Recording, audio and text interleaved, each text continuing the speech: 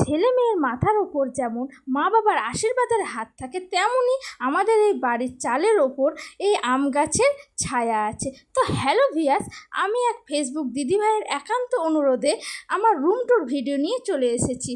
তো প্রথমে মেন দরজা দিয়ে ঢুকে ছোট্ট একটা বারান্দা পড়বে, যেখানে আমরা সন্ধ্যাবেলা পরিবারের সকলে মিলে চা খাই আর গল্প করি। তারপর একটা ছোট্ট উঠোন পড়বে, যেই উঠোনে সুন্দর একটা তুলসী থান আছে। তারপরেই আমার রুম, আর দরজা খুলে ডান সাইডে একটা সুইচ বোর্ড আছে। তো আমি এখন সেই সুইচ বোর্ডে ফ্যান আর লাইটের সুইচটা দিয়ে দিলাম। আর সুইচ বোর্ডের পাশেই আছে আমাদের চিংকি।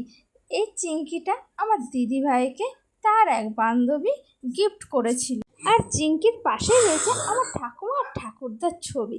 আমার ঠাকুমা জীবিত থাকলেও আমার ঠাকুরদা আর নেই। তার পাশে একটা সুন্দর তাক আছে।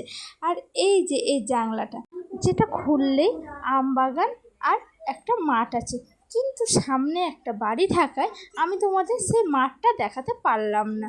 আর জানলার পাশেই আছে একটা আলমারি, আর আলমারির পাশেই আছে একটা সিংহাসন। তো ঘরে আর দেখানোর মতন কিছু নেই। তো তোমাদের আমার রুম ট্যুর ভিডিওটা কেমন লাগলো অবশ্যই কমেন্টে জানাবে। তো দেখা হচ্ছে অন্য কোনো দিন অন্য কোনো ভিডিওতে। ততদিন তোমরা ভালো থেকো, সুস্থ থেকো, টাটা।